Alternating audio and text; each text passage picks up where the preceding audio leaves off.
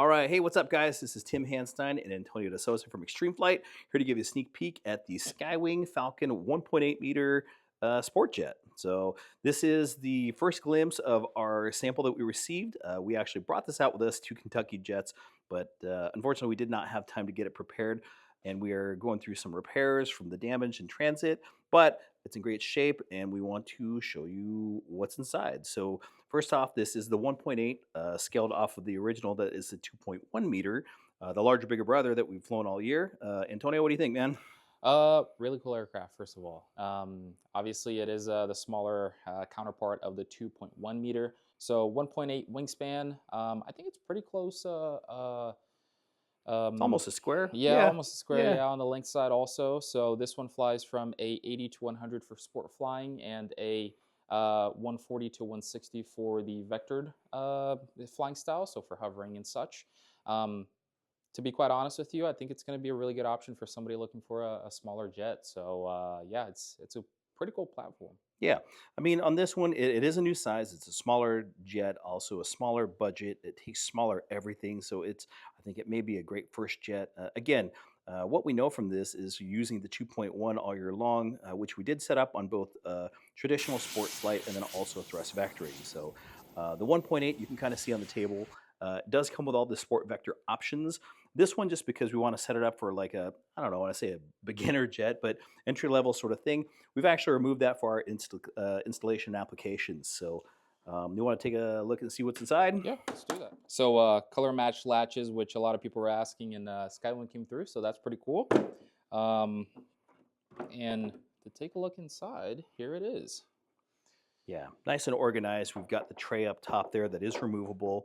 Again, Skywing's learning on the fly. They've got some of their new sport jets, and initially it was a solid platform, but by demand and obviously common sense, they made it removable, which is great to get to the UAT and everything underneath. Batteries are up front here, and they've got their pre-installed plugs.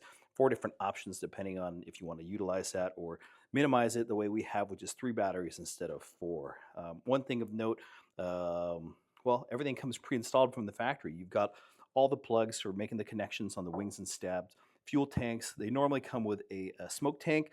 Someone needed to borrow that Kentucky Jets, so we ripped that out, and we're just running it as light as possible with a standard main tank, UAT, and then, of course, we dropped in the turbine. So what are we running?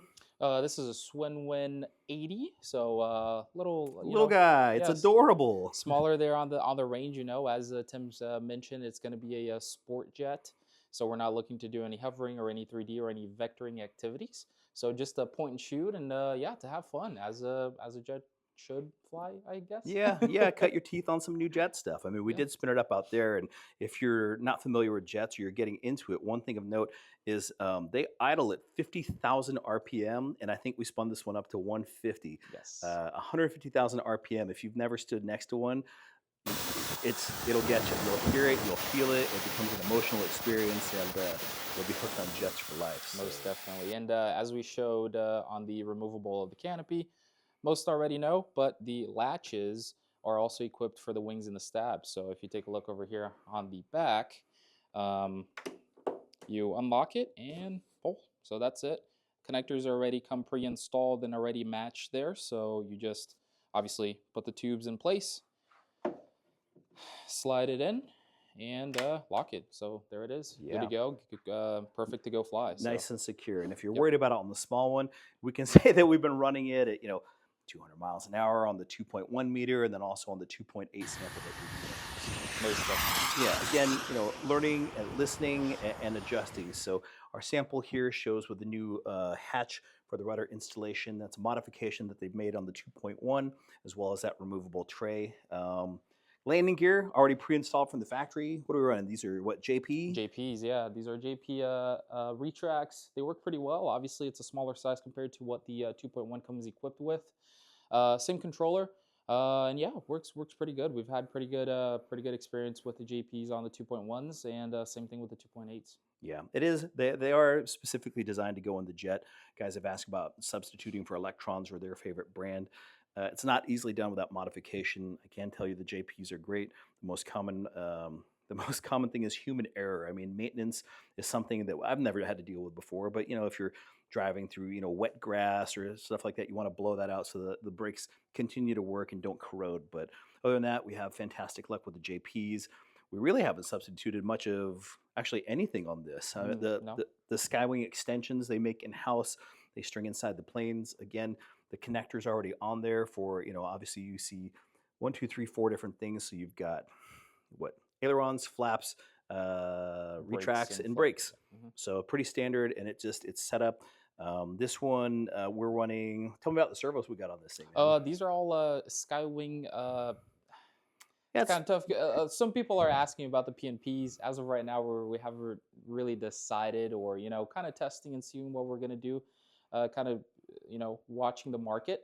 But these are actually the servos that what Skywing directly recommends. So if I'm not mistaken, these are the micros. Yeah, micros. micros all around. They're Yeah. Skywing branded micro. Yes.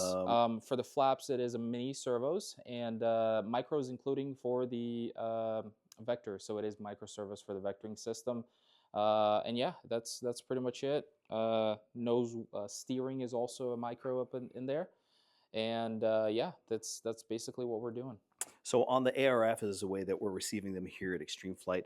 ARF is going to come with all the surfaces hinged, all the horns glued, all of the extensions installed, the tank installed, fuel lines pre-ran. You'll still want to clean that up. It does come with the fuel dots. This is actually a quick fueler, which is kind of neat. You have to have, it actually comes with everything. So one for fuel, one for smoke, and then they're labeled. So that way, there's less chance of you screwing that up. Usually, again, it's user error at that point, but all of that's taken care of from the factory. We don't have the actual ones, but when I was in China this last month, I had an opportunity to see the wing bags. It comes with a premium wing bag, comes with a transport and assembly cradle. Again, a high quality UAT that's underneath inside of there, a great tank, really, really nice pipe in there as well too. And again, that's actually pre-installed from the factory. When things are pre-installed, I still recommend double checking. It's up to the modeler to ensure that everything is, complete, correct, and safe. But other than that, it's pretty straightforward. Yep. So Pretty straightforward for sure. One of the differences also compared to the 2.1 is that this is a one-piece fuselage. So in this case, does not split in the middle. There's no need for the connectors in the middle like the 2.1 has all of the orange connectors that are all pre-installed. So that's actually one of the reasons as to why Skywing went with the little, I guess the door for you to get access to the rudder servo, since the 2.1 is cut in the middle, so then you could get to it. But in this case, it's a little bit hard since you'd have to do it from there. So yeah, I mean, that's just about it. I mean, with all the fun we had with the 2.1, I mean, I can't tell you how many flights. I mean, at one event we went through like 15 gallons on one airframe, and we went through a couple of them this year. Santiago was killing it with a thrust vectoring. I think it was Antonio. Well, I know for sure it was my first real attempt at thrust vectoring, and surprisingly went really well. I don't know how it's going to go on the 1.8. A lot of people think it'll be easier. For me, I think the 2.1 is a better platform. Bigger is better. It's a better power to weight ratio, a little bit more predictable. But we're going to find out on this. most definitely yes. The 2.1 meter Falcon was actually my first experience with vectoring, and while I do have a lot of experience with 3D aircraft, it's still very, very different. So with that being said, it was still a really good platform for me to learn the the beginnings of how a vector jet is supposed to fly. And yeah, it was great. It was really good. Excited to see what the guys out there can do with the 1.8, and we'll be watching. Okay, cool. Well, that's just a quick sneak peek at what we've got here. You want to pick that up? Let's do an Antonio for scale. Actually, let me lock this. Lock just that to make in. sure. Yeah, absolutely. And actually, I'll do the bottom so you guys can see the underbelly. Orient's real nice, top and bottom. It's the same schemes as we have on the 2.1. This one, don't look too closely. This was a sample, so we've moved. At the factory, they tested a couple different positions for latches and everything like that. But it looks awesome. So thanks again for tuning in. That's the first peek at the Falcon 1.8 meter sport jet with thrust vectoring. Currently, oh, that's a good shot right there. Nice. Currently, it is 30 degrees here in North Georgia, which is 0 degrees for my metric friends. So we're going to try to take this out there and get some flights on it, and then we'll catch up with a review later. With that, you got anything else? No, that's pretty much it. All right. Thanks for tuning in. These are on the water. We are expecting these in the United States here at Extreme Flight RC In about the next 2 weeks, the next production is being made now, along with a couple other things that we're going to be putting together over the Christmas break. So, other than that, that's all we've got at the Extreme Flight Skunk Works. See you next time. All right, take care.